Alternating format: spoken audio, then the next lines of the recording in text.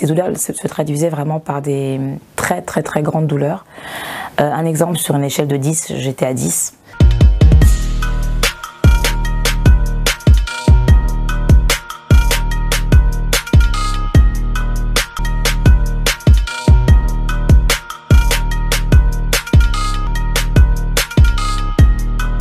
Bonjour, je m'appelle Laetitia et je vais vous raconter comment j'ai osé Jésus. L'endométriose est une maladie gynécologique qui se manifeste par de fortes douleurs pelviennes, des règles abondantes et des fortes douleurs au bas du ventre. Ce qui entraîne souvent chez certaines femmes une infertilité assez poussée et c'était mon cas.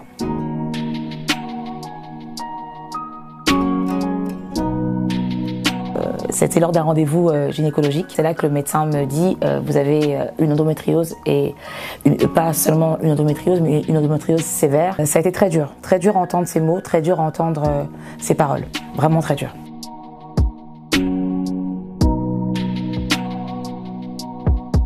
Alors ces douleurs ont commencé depuis l'âge de 14 ans, c'était comme si en fait on vous mettait continuellement des coups de poignard. C'était vraiment devenu pour moi un handicap. C'est quelque chose qu'on ne peut pas expliquer, c'est-à-dire que quand vous dites à une personne j'ai des règles douloureuses, les personnes vous disent autour de vous, oui, tu as des règles douloureuses en fait, comme beaucoup de femmes. Mais endométriose, c'est au-delà des règles douloureuses, je dirais, simples d'une femme. J'ai tellement traîné en fait cette maladie toute ma vie que j'ai même appris à vivre avec.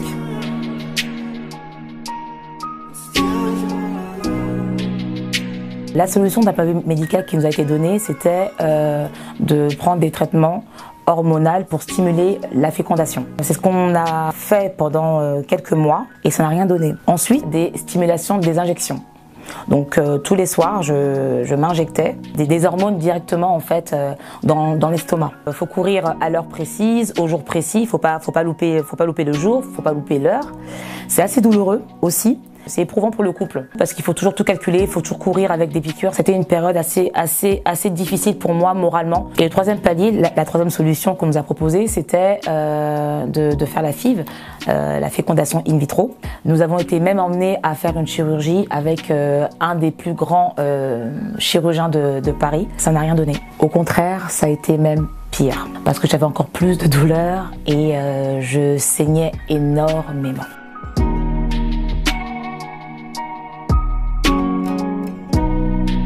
Lors d'un séminaire à un pas de sang chrétien, le thème était sur la puissance du sang de Jésus. Il y avait une atmosphère particulière dans la salle, il y avait une présence, la présence de Dieu qui était réellement dans la salle. Le pasteur nous expliquait que dans le sang de Jésus, aucune maladie ne pouvait persister. Même la maladie même une maladie incurable ne pouvait persister, ne pouvait demeurer. Et la vérité, c'était mon cas. Parce que les médecins avaient dit que j'avais une maladie incurable et je pouvais même plus avoir d'enfant. À ce moment-là, quand le pasteur nous a expliqué les mérites et la puissance du sang de Jésus, j'ai décidé d'oser Jésus. Je décide de croire fermement en cette parole. Je décide de manger, de digérer cette parole.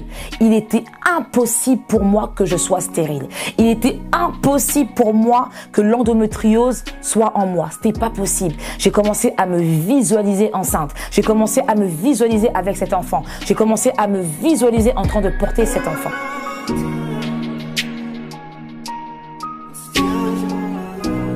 Alors un mois plus tard, ce qui s'est passé, c'est que mes menstruations ne sont jamais arrivées et donc je suis partie prendre un test et la belle surprise nous attendait. J'étais effectivement bien enceinte. J'étais partie aux toilettes des centres commerciaux et puis j'ai fait le test. Alors je me suis mise à hurler, crier de joie au point où même je suis sortie et toutes les femmes me demandaient mais qu'est-ce qui se passe madame? Et je suis en train de pleurer et je leur ai dit tout simplement je suis enceinte et j'ai loué le Seigneur. J'ai tout simplement dit merci Jésus. J'ai crié dans le centre commercial merci Jésus et j'avais mon test dans les mains. En fait je pouvais même pas, si vous voulez, me contenir.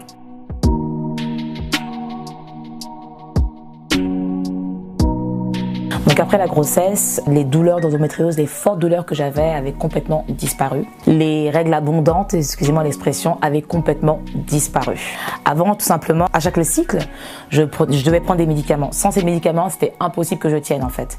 Et là, plus besoin de médicaments. Tous ces maux, toutes ces douleurs, tous ces handicaps sont complètement partis.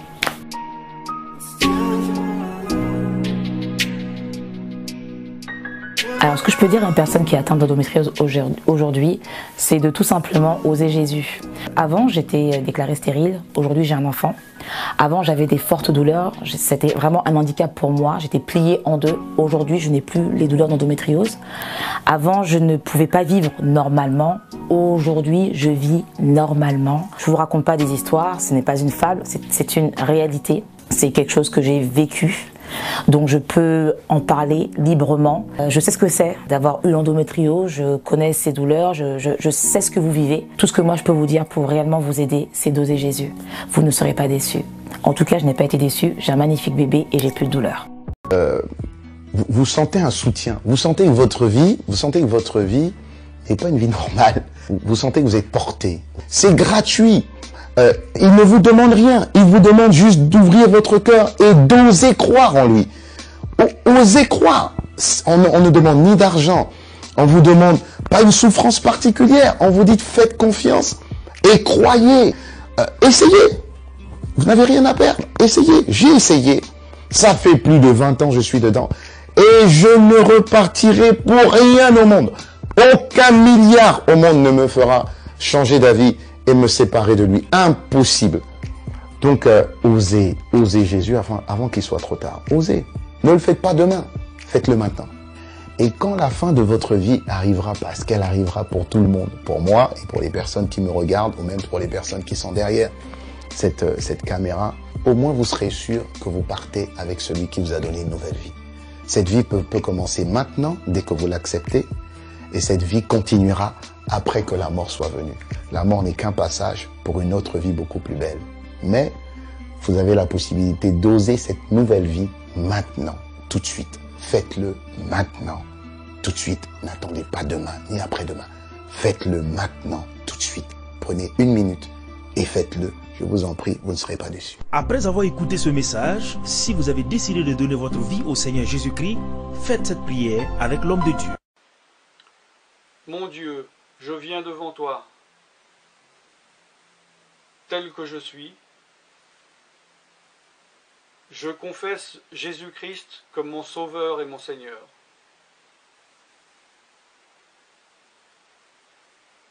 Je crois qu'il est mort sur la croix pour mes péchés, qu'il a porté ma condamnation. Il a porté mes péchés et mes maladies. Que Jésus-Christ est le roi des rois et le Seigneur des seigneurs. Qu'il est le Fils de Dieu. Qu'il est maintenant ressuscité et assis à la droite du Père. Et il prie maintenant pour moi. Je me suis détourné de mes péchés et je veux obéir à ta parole.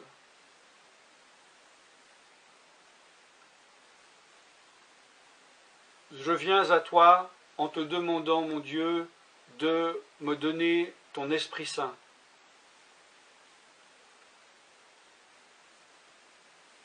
Remplis-moi de ton Esprit, afin que tu ne sois plus à l'extérieur de moi, mais que tu viennes habiter en moi.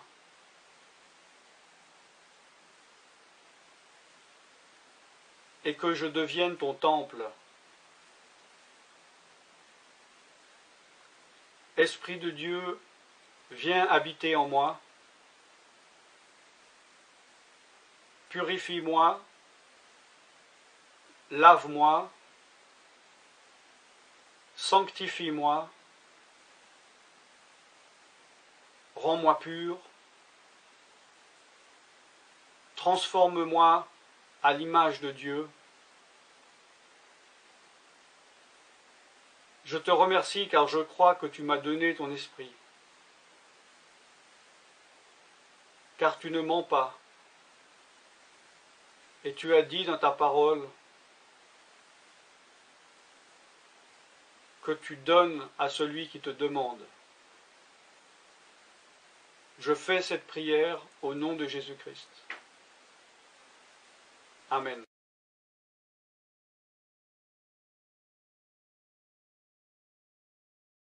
Bonjour et bienvenue sur les vidéos de l'évangile.net. Est-ce que vous vous êtes déjà demandé si Dieu existait et si on pouvait trouver des réponses dans les livres sacrés comme la Bible par exemple? Eh bien, vous êtes tombé au bon endroit puisque l'évangile.net, c'est justement une plateforme interactive qui vous permet de découvrir par vous-même ce qu'est la foi chrétienne. Qui ne s'est jamais demandé si derrière le hasard qui a créé l'univers, il n'y avait pas finalement un Dieu?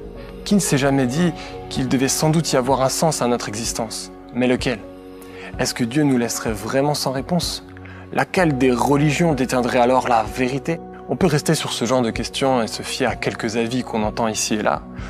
Ou alors, on peut chercher par nous-mêmes et aller directement à la source pour connaître ce que disent les religions. Nous, chrétiens, on aimerait vous lancer ce défi, celui de lire au moins un livre de la Bible. Faites votre propre avis sur le sujet, soyez curieux. Vous allez voir que ce n'est pas si difficile que ça. Et au contraire, je crois personnellement que ce sera une lecture enrichissante pour vous. Peu importe ce en quoi vous croyez, si vous êtes athée, agnostique, si vous êtes croyant d'une certaine religion, ou plutôt neutre sur la question de la foi, regardez et lisez par vous-même.